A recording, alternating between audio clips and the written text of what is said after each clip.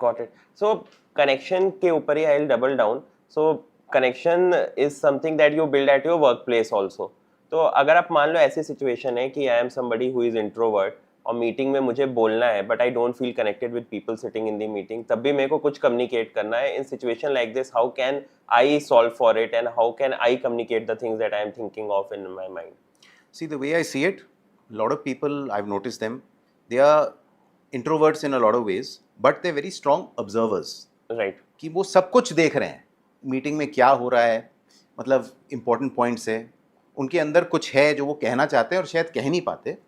उसका बेस्ट तरीका ये होगा, एक आप ऑब्जर्व करो, आप फिर जाके जो भी आपके थॉट्स हैं आप उन्हें लिखो, and at the end of the meeting get up and break the ice by saying, do you mind if I say something, or would it be okay if I add to this?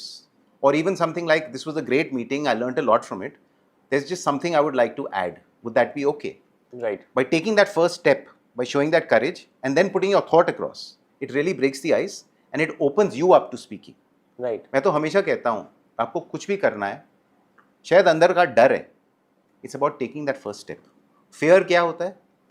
मेरी mom एक चीज़ कहती है, उन्होंने मुझे बहुत साल पहले बोला था, fear equals false evidence appearing real. Great. ठीक है, तो वो fear को अगर तोड़ना है तो you have to take that first step. But as a Indian, I feel कि शुरू से कभी पब्लिक स्पीकिंग पे उतना फोकस हमारे पे रहता नहीं है. बच्चे भी बहुत later in stages in life में भी हायर क्लासेस में 11th-12th में रहते हैं, तब पब्लिक स्पीकिंग एक बार कर ली या कॉलेजेस में कर ली. तो जिसने कभी नहीं की है उसको पब्लिक स्पीकिंग में बेटर कम्युनिकेटर बनने की कुछ टिप्स हैं कि आपकी साइड से कि if you are doing public speaking ये मिस्टेक्स तो डेफिनेटली अवॉइड करनी चाहिए? देखो, कुछ चीज़ें होती हैं पब्लिक स्पीकिंग में अबाउट नोइंग योर मटीरियल. ठीक है, अभी मैं लीडर्स के साथ भी काम करता हूँ, तो वहाँ क्या देखता हूँ, उनके स्पीचेस जो हैं किसी थर्ड पार्टी ने लिखी है. राइट. तो वो थर्ड पार्टी ने अगर लिखी है तो समझो, अगर आज शशांक जाके ताकेश के लिए कुछ लिखेगा, जो शब्द शशांक लिखेगा शायद ताकेश वो शब्द अपने एवरीडे लाइफ में यूज़ ही नहीं करता, तो वो उन शब्दों से कनेक्ट ही नहीं कर पाएगा. तो पहले शशांक का शब्द जो है, जो शशांक ने लिखा है, वो मैं कैसे लूँ, वो किस तरह से समझूँ, उसकी मीनिंग निकालूँ और फिर अपने वर्ड्स में उसे लेके आऊँ without losing the core meaning of what the agenda is. मतलब खुद भी आपको इन्वॉल्व रहना पड़ेगा उसमें. हाँ, मेरा मानना है ये बहुत इंपॉर्टेंट है. आप दूसरी बात, इंडियंस हम माहिर हैं, रट्टा मार लेंगे. ठीक है, रट्टा मारेंगे तो ठीक है, बेशक 12वीं के एग्जाम के लिए रट्टा मारना ठीक है, लेकिन आप अगर स्टेज पे जाओगे ना, अगर आपने कुछ रट्टा मारा और फिर आपने जाके शुरू कर दिया तो you will look very robotic.